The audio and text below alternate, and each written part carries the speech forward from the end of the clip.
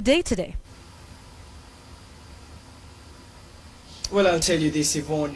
Many people were gathered in different places watching the live stream from the ICC as Dominic Ongwen appeared for the pre-trial. Matter of fact, a couple of legal minds were gathered at Hotel Africana following the proceedings and giving their legal analysis about how the pre-trial was, highlighting those weaknesses and strengths, while both the prosecution and the lawyers of the victims were giving their submissions before the three judges. And joining us tonight just to shed more light on the trial and on the pre-trial and what it means for Uganda but also for the region is senior counsel at Muema and co-advocate Fred Muema, joining us on Bottomline East Africa tonight. Thank you so much for joining us. We probably want to start on this note.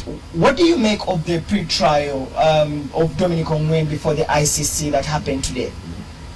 Well, this is an important step for the people of northern Uganda who have been waiting for justice to be done, because the LRA rebellion left many of them maimed, killed, lost loved ones, and yet for all those years, more than a decade, we did not have anybody being brought to justice. Even if many of the commanders in the LRA are since dead, David Doty and so on, and Joseph Kony is at large.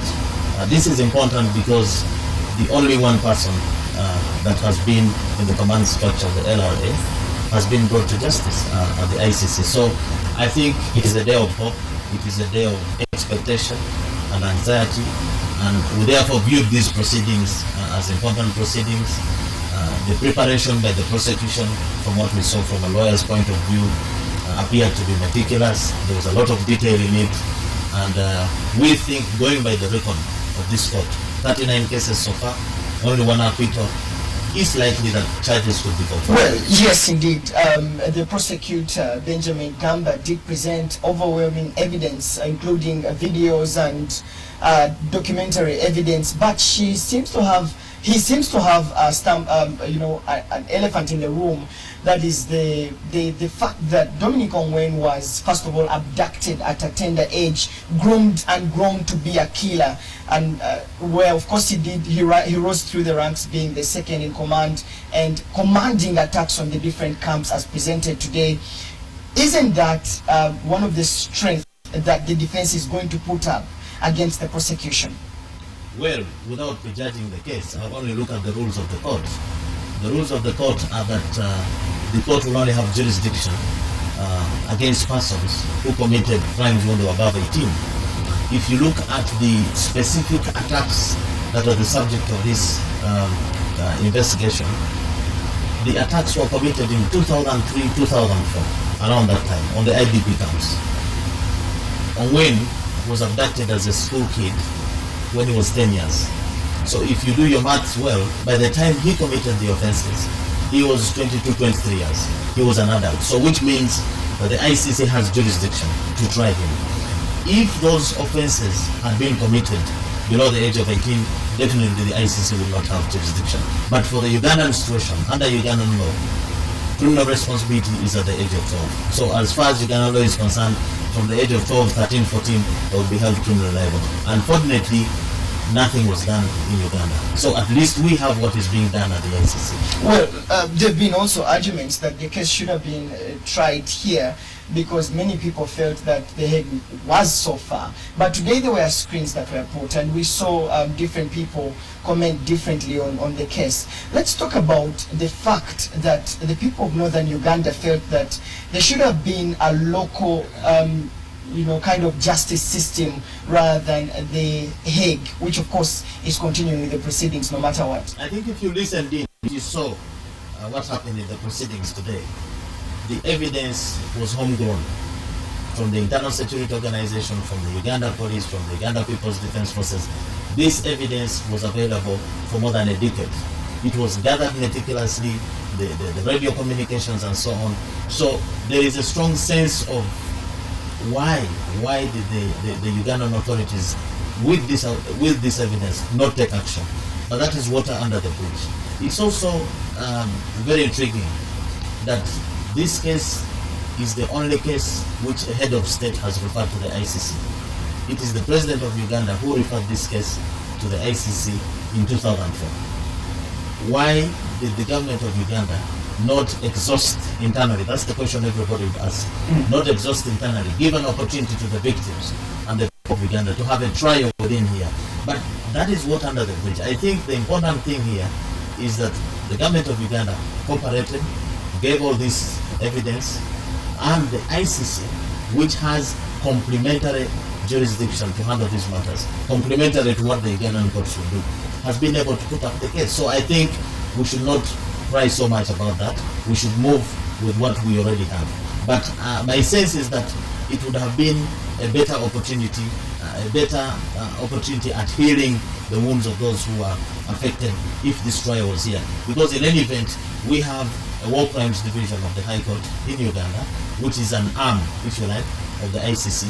We could have tried this case here, but I doubt that we could have done, our prosecution would have done a meticulous job the way I have seen those prosecutors doing. So I think it is just as well that this trial is there.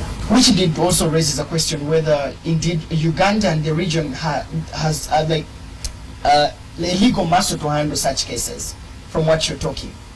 Of course, Uganda has got the technicians, the human resource. I think what we lack is the infrastructure and the manpower. For example, on the side of the bench, on the judiciary, you will find that the War Crimes Division has a shortage of judges. Even when the judges are there, you may not have the funding to have sessions. You have seen how long, for example, the case against the terrorists in Uganda has taken. It strains the whole court. The War Crimes Division is only hearing one case. It has no capacity to hear other cases. So load the Ongwen case on it, it will be difficult. But I think we should not lose the fact that a good show was put up today. From what I have seen, from a legal perspective, I think a good piece of work was done. Some issues could be raised. Why is it that ever since he was surrendered to the ICC, it has taken more than a year, about a year, for him to be, for these proceedings, pre-trial proceedings, to go on? Because you see, Ongwen, despite the fact that he's an accused, he has some rights. Key among them, a right to a speedy and fair trial. So there might be some issues as to why this evidence was available for so many years. I've just explained to you that the evidence was available to the ICC for the last 10 years.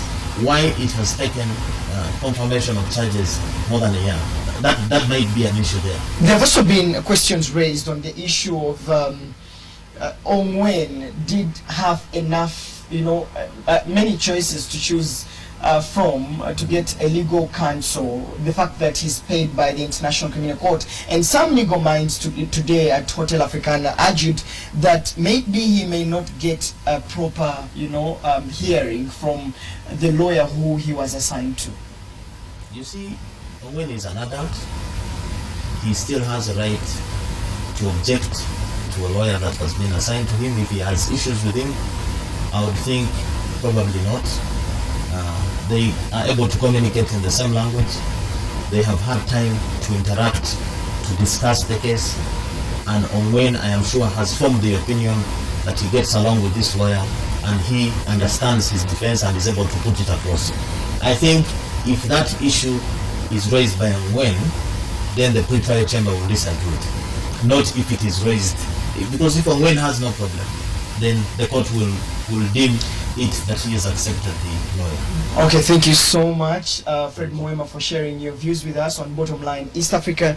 That is Fred Muema, who is a senior lawyer at the Muema and Co. Advocates, sharing his views with us about the pre-trial and indeed what it means for Uganda and also the East African region. Of course, tomorrow we know that it will continue until the 27th of January, when of course the three judges will talk of 60 days before they can come up with a trial. Yvonne. Thanks very much. Solomon Serwanja, live from Kampala, giving us the perspective of the residents of Uganda. Let's get some global perspective on this now. Martin Oloa, lawyer here in Nairobi, Kenya, joins me. Yet another case that was referred, Martin, by the state itself, despite all the hue and cry about the ICC being an imperialist sort of force in Africa.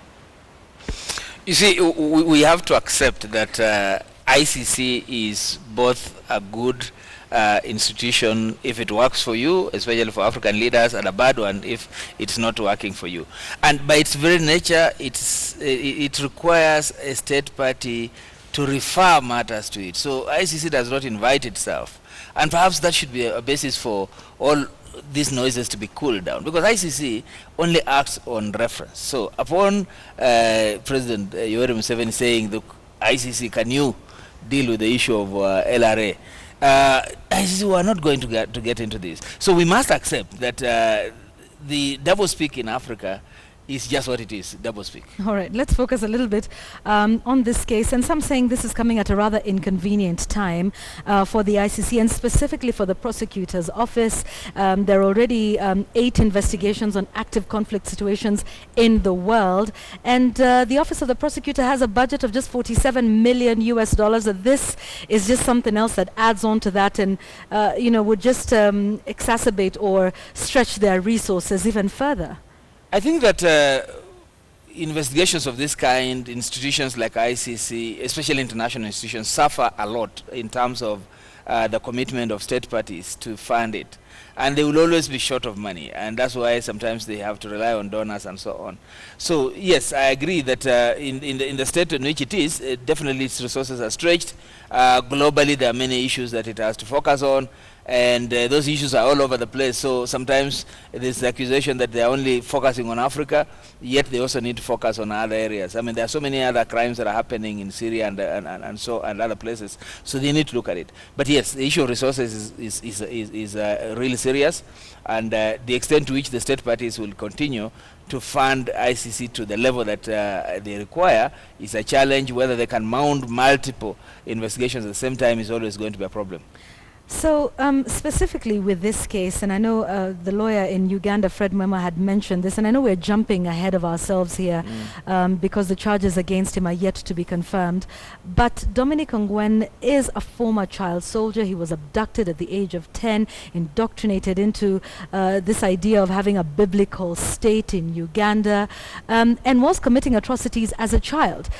Might the court see him as a victim at some point, and this might perhaps help mitigating the charges or sentencing, should it ever come to that, conviction? Let's deal with it this way. First, that he has to take criminal responsibility for his actions.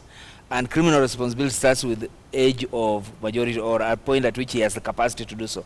So everything is done above 18 is going to be an issue. Anything below that may not be an issue because he had no capacity to commit such offenses. But there are 2 categories of crimes here, or offenses that he's being accused of. The first category is that of war crimes. The other one is what you may just look at in terms of crimes against humanity. So there's the crimes against humanity, and there you're talking about murder, you're talking about forceful evictions and so on. And then war crimes, you're looking at targeting civilians and just pillaging, so destruction and so on. So those 2 categories are going to be the basis around which this investigation, this trial is going to be based.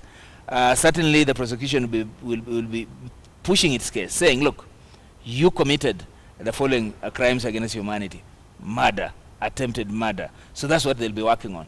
And the other one is that there is the humanitarian law, the law of war, that even if you are a guerrilla, or even if you are conducting what you call formal war, there are certain rules that you must follow. And you are not going to target civilians, and you are not just going to destroy and pillage. Okay, so will it ever, at some point, will he ever be seen as a victim? In some sense, he wasn't he? Yes, he was a victim, but I want to put myself in the eyes of the court and say, look, what you did before you became 18 is important for mitigation and other circumstances, but what you did after you became 18 is going to be important in terms of the prosecution and the court proving whether or not he should stand trial on those elements. So really, yes, there will be some sympathy somewhere, but not to the extent that he's criminally responsible. Whatever is criminally responsible, whatever action he did consciously at the age of